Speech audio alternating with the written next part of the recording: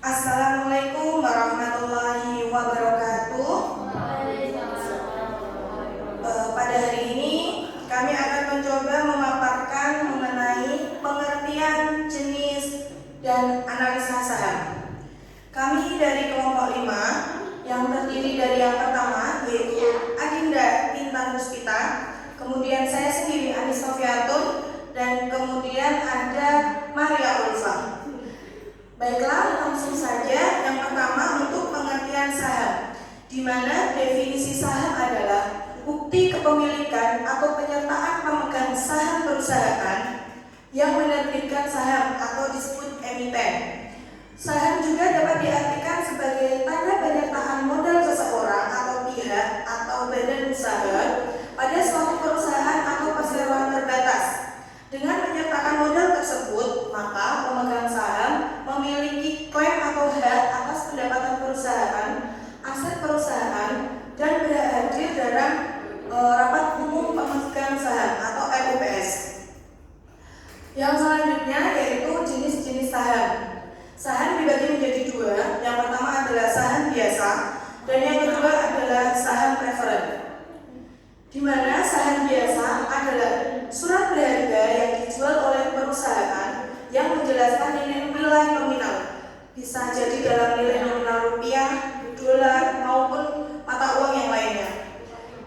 Yang selanjutnya yaitu saham preferen. Saham preferen adalah suatu surat berharga yang dijual oleh suatu perusahaan yang menjelaskan nilai nominal, hampir sama yaitu nilai nominal rupiah, dolar maupun mata uang lainnya, namun memberikan pemegangnya yaitu pendapatan tetap dalam bentuk dividen, biasanya diberikan secara berkala 3 bulanan atau disebut kuartal.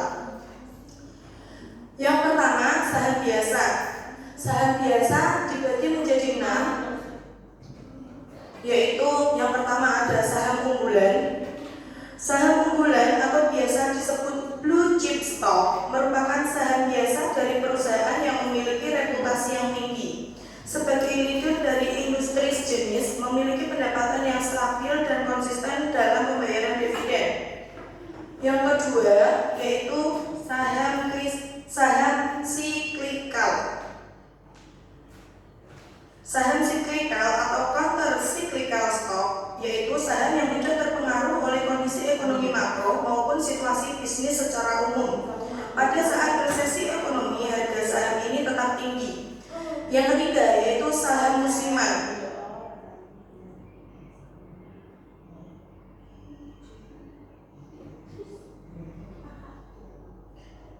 Yang selanjutnya ada saham spekulatif. Saham spekulatif yaitu saham dari emiten yang tidak bisa secara konsisten memperoleh penghasilan dari tahun ke tahun. Namun, emiten saham ini memiliki potensi penghasilan pendapatan di masa yang akan datang, meskipun penghasilan tersebut belum bisa dipastikan. Yang selanjutnya ada saham defensif. Saham defensif merupakan saham yang tidak terpengaruh oleh kondisi ekonomi makro maupun situasi bisnis secara umum. Pada saat resesi ekonomi, harga saham ini bertahan tinggi serta mampu memberikan dividen yang tinggi sebagai akibat kemampuan emitennya mendapatkan penghasilan yang tinggi pada kondisi resesi sekalipun.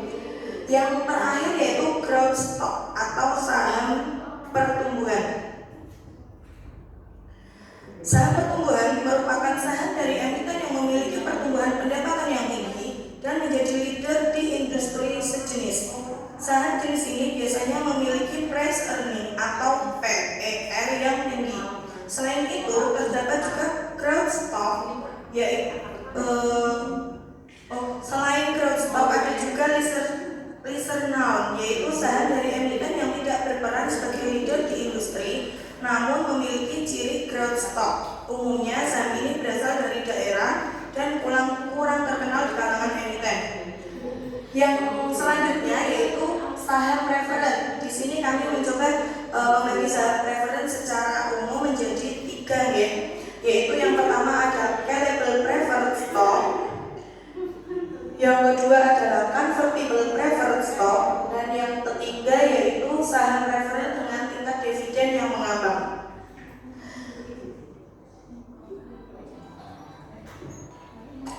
Kami coba menjelaskan sedikit mengenai saham preferen. Mungkin kalimat ini masih asing dari di telinga kita, di mana callable stock. Callable stock adalah jenis saham yang bisa ditukar kembali oleh penerbit di masa yang akan datang atas kebijakan penerbit, di mana harga penukaran mungkin akan mengacu pada harga awal penerbitan atau sedikit lebih tinggi. Jadi jenis saham preferen ini sebenarnya lebih menguntungkan penerbit karena pemegang saham jenis ini tidak diberikan pilihan atau untuk menolak panggilan dan opsi. Yang kedua yaitu convertible preferred stock, di mana saham ini maksudnya adalah saham yang dapat dikonversi, yaitu jenis saham yang para investornya bisa mengubah kepemilikan mereka kapan saja untuk menjadi saham biasa dari perusahaan yang sama. Jika investor memiliki opsi ini, maka kemungkinan mereka akan berpotensi mendapatkan keuntungan dari kenaikan harga saham. Meskipun jika investor sudah mengkonversi ke saham biasa, hal tersebut tidak dapat dipindahkan lagi menjadi saham preferen. Baik, yang terakhir itu saham preferen dengan tingkat bunga yang mengambang, di mana di sini bisa kita artikan bahwa adanya perubahan tingkat suku bunga ya. Yang selanjutnya yaitu pelaku saham. Pelaku saham ada 3, kita bagikan karakteristiknya menjadi 3, yaitu yang pertama adalah emiten. Emiten ini adalah perusahaan penerbit saham ya. Yang kedua yaitu underwriter atau penjamin. Kemudian ada broker atau pialang, di mana di sini untuk underwriter atau penjamin di sini bertugas untuk mempertanggungjawabkan efek yang telah diterbitkan oleh emiten sampai dengan kepada pembeli melalui transaksi di pasar modal. Singkatnya, penjamin emisi bertugas untuk menjual efek. Kemudian emiten sendiri seperti yang saya sampaikan tadi yaitu perusahaan yang mengeluarkan efek atau saham. Emiten ini juga harus terdaftar di OJK, yaitu wajib menerbitkan efek untuk mendapatkan suntikan modal dari masyarakat. Modal tersebut akan digunakan untuk memaksimalkan kinerja emiten, melakukan ekspansi usaha, mengembangkan produk hingga untuk membayar utang. Dan yang terakhir adalah broker atau pialang. Broker atau pialang adalah pihak yang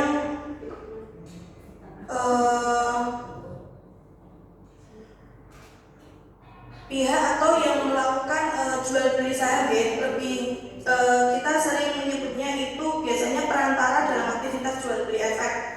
Pialang sendiri ini biasanya berbentuk perusahaan, baik itu swasta maupun pemerintah. Dan seorang pialang wajib memiliki sertifikat CFA dan wajib lulus dalam ujian WPPE. Untuk selanjutnya, apa sih keuntungan dengan memiliki saham? Ada 4 keuntungan menurut kami, yaitu yang pertama adalah untuk memperoleh dividen yang akan diberikan setiap akhir tahun dari pemilik saham. Yang kedua, yaitu memperoleh laba atas modal, di mana keuntungan pada saat saham yang dimiliki tersebut apabila saat dijual kembali memiliki harga yang lebih tinggi dari harga belinya. Yang ketiga, yaitu memiliki hak suara bagi pemegang saham seperti pada RUPS dan RUPSLB, yaitu rapat umum pemegang saham dan rapat umum pemegang saham luar biasa. Yang keempat, yaitu dalam pengambilan kredit ke perbankan, jumlah kepemilikan saham yang dimiliki dapat dijadikan sebagai salah satu pendukung jaminan atau jaminan tambahan, sehingga hal ini akan meyakinkan pihak penilai kredit untuk menilai kemampuan perusahaan atau calon debitur dalam memperoleh pinjaman. Baik, ini ada rumus untuk mencari misalnya laba atas modal ya, bisa jadi pertimbangan kita dalam membeli suatu saham, suatu emiten atau perusahaan. Di mana untuk mencari laba atas modal kita yaitu dengan cara harga saham akhir periode dikurangi dengan harga saham akhir periode sebelumnya dibagi dengan harga saham akhir periode sebelumnya juga. Selanjutnya, untuk penilaian saham akan disampaikan oleh rekan saya, Maria Ulfa.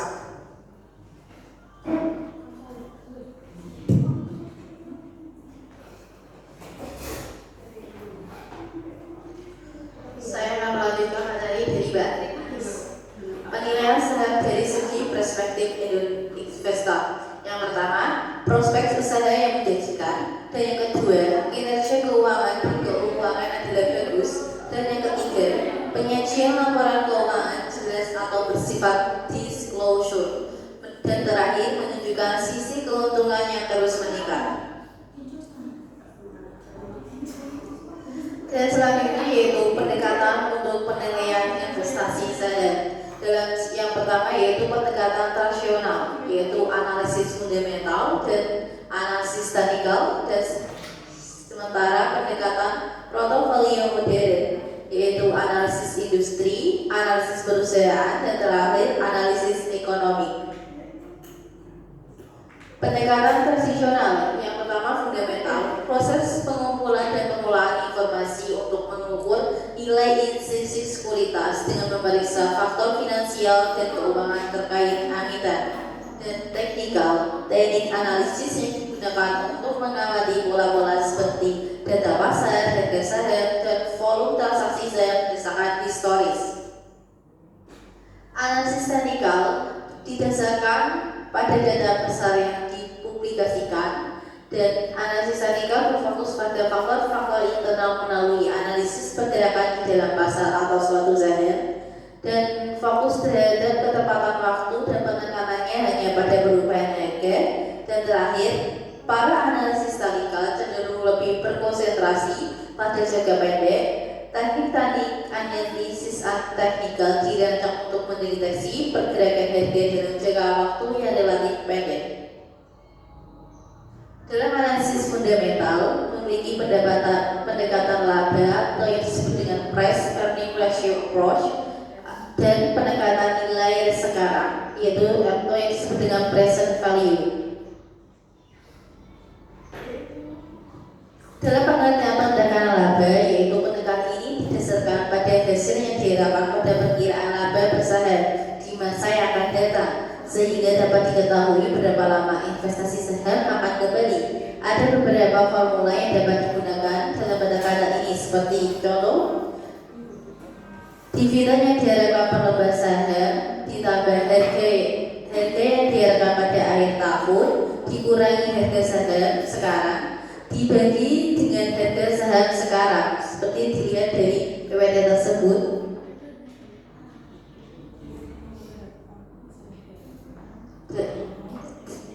Hasil yang diharapkan sama dengan dividen yang diharapkan per lembar saham sama dengan harga saham, harga yang diharapkan pada akhir tahun dikurangi harga saham sekarang dibagi harga saham sekarang. Dalam pengenalan laba dalam formula 2 yang dicari dividen yang diharapkan per lembar saham untuk tahun kedua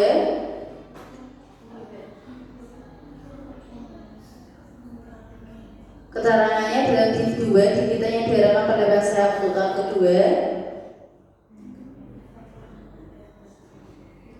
Formula 3 P1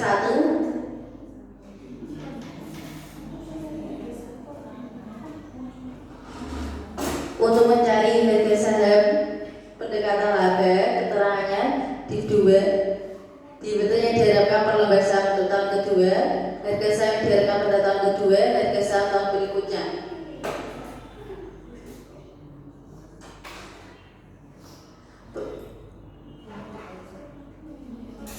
Selanjutnya akan dilanjutkan oleh Mbak Dinda.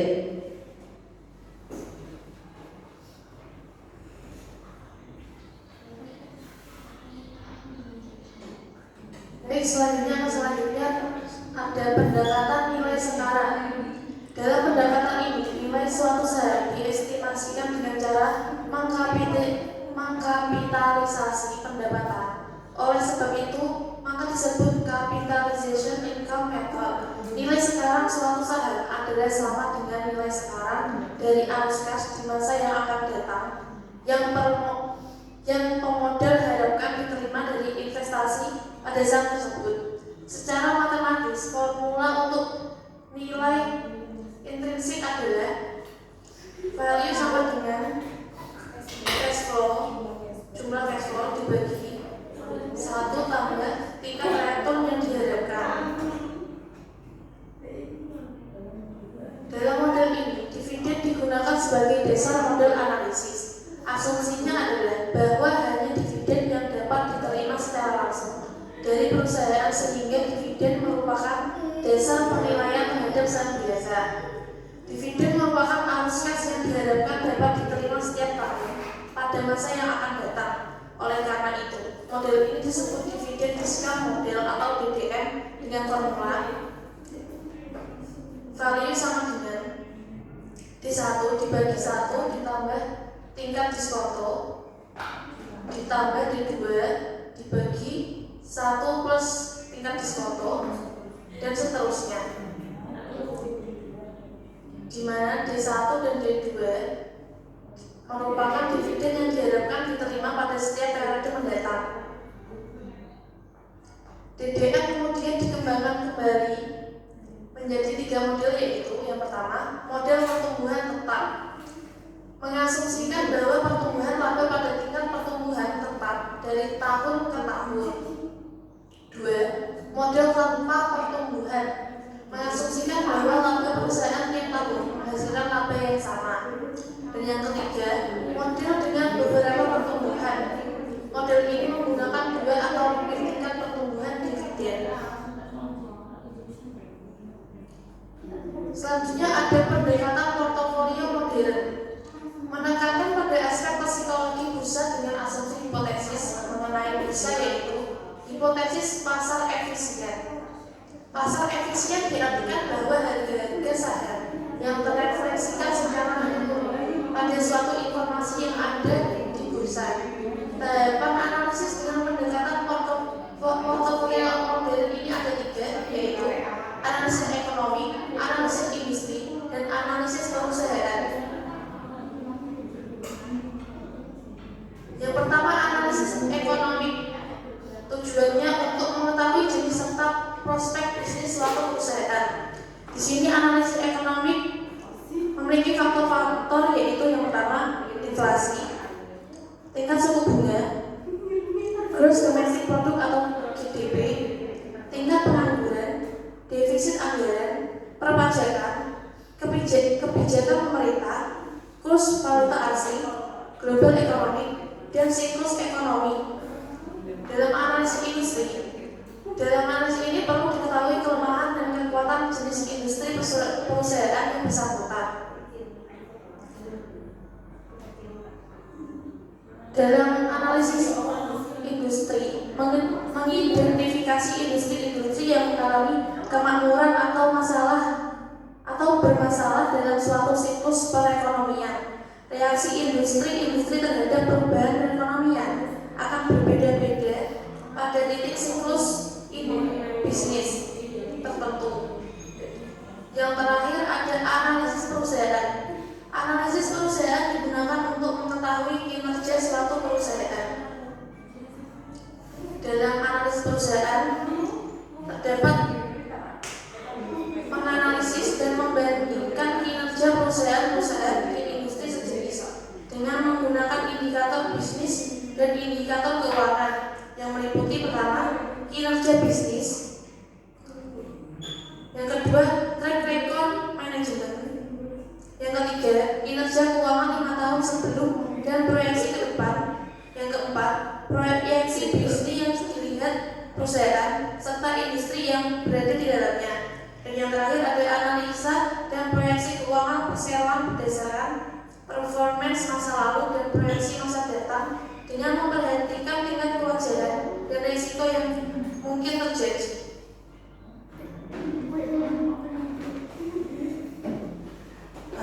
Baik teman-teman, demikian yang dapat kami sampaikan. Dari apa yang kami paparkan, kami mencoba menyimpulkan beberapa hal. Yang pertama, yaitu saham merupakan surat berharga perusahaan atau emiten untuk memperoleh tambahan modal atau dana. Saham dibagi menjadi dua, yaitu saham biasa dan saham preferen. Dan yang selanjutnya, untuk menganalisis saham, kita menggunakan ada dua pendekatan, yaitu yang pertama pendekatan tradisional, yaitu melalui teknik fundamental, analisis fundamental dan analisis teknikal. Kemudian pendekatan yang kedua yaitu pendekatan portofolio modern menggunakan tiga alat analisis, yaitu analisis ekonomi, analisis industri, dan analisis perusahaan. Baik teman-teman, sekian dari kelompok kami. Apabila ada salah kata, kami mohon maaf. Atas perhatiannya kami sampaikan terima kasih. Untuk diskusi dan pertanyaan kami lanjut di WA Group. Wassalamualaikum warahmatullahi wabarakatuh.